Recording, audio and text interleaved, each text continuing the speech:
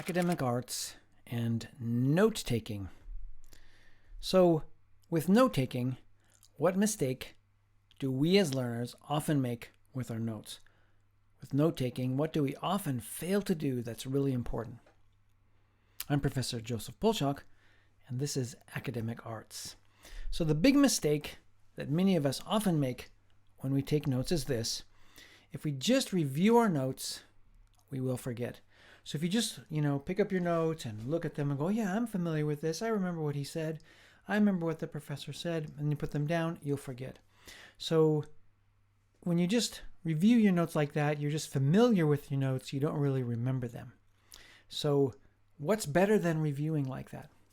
We'll answer that question in just a minute. But first, I want to talk about style of note-taking. So one of the most famous formats for note-taking or methods for note-taking is called the Cornell Method.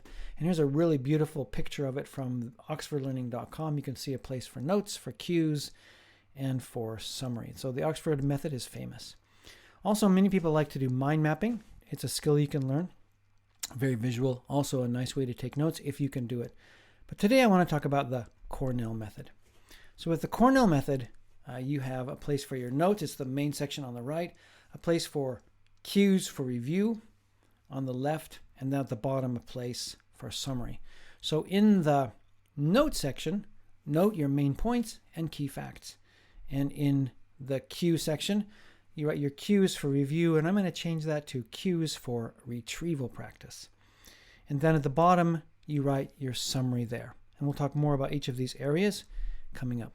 So let's look at the note-taking section. In the note area, you write down your key facts, ideas, but you use short phrases and you revise afterwards. So know the speaker's purpose as you listen, and then know the speaker's purpose as you note down the main points. So you want to try to think, what is the purpose of this talk? What does the professor want to say? And keep that main purpose in mind as you note main points, as you note key points. Use short phrases and symbols.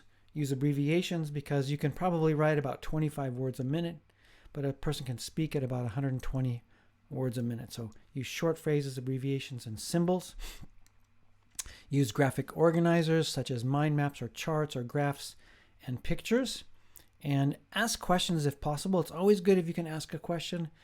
It helps you process the lecture better, gives you control. And also practice generation. So if the professor is speaking and asks a question, try to answer it before he gives the answer. This will give you this preparation for the answer. It'll prepare your mind for the answer. So practice generation. That's like guessing the answer before you see it in the book or before you hear the lecturer say what it is. Practice generation. And after you're done taking notes, check them, refine them, revise them, and so forth. Next, let's look at the cue section. So in the cue section, you write your self-quizzing questions for retrieval, for interleaving, and spacing. So this is different than just review. And so what are retrieval, interleaving, and spacing? So with retrieval, you try to answer the question without looking at your notes from memory. With interleaving, you shuffle those questions and answer those questions in different orders. And you can do that also with, let's say, 3 different lectures. Shuffle all of the questions from the 3 different lectures for the quiz that's coming up, and then try to answer them without looking at your notes.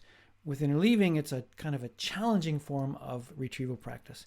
It makes it more difficult, but that makes your mind work harder and you remember more. And with spacing, you do retrieval again just when forgetting starts. So just as you start to forget the answers that you knew before, practice retrieval again, and that will help you remember. And you repeat that process until you have learned the material.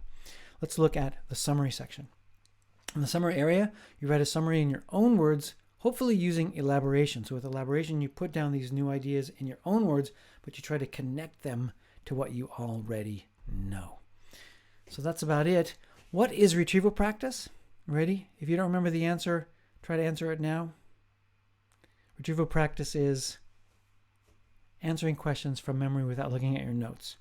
So don't just review your notes when you're done. Do rise and go. Practice retrieval practice with interleaving, with spacing and elaboration, and also using generation.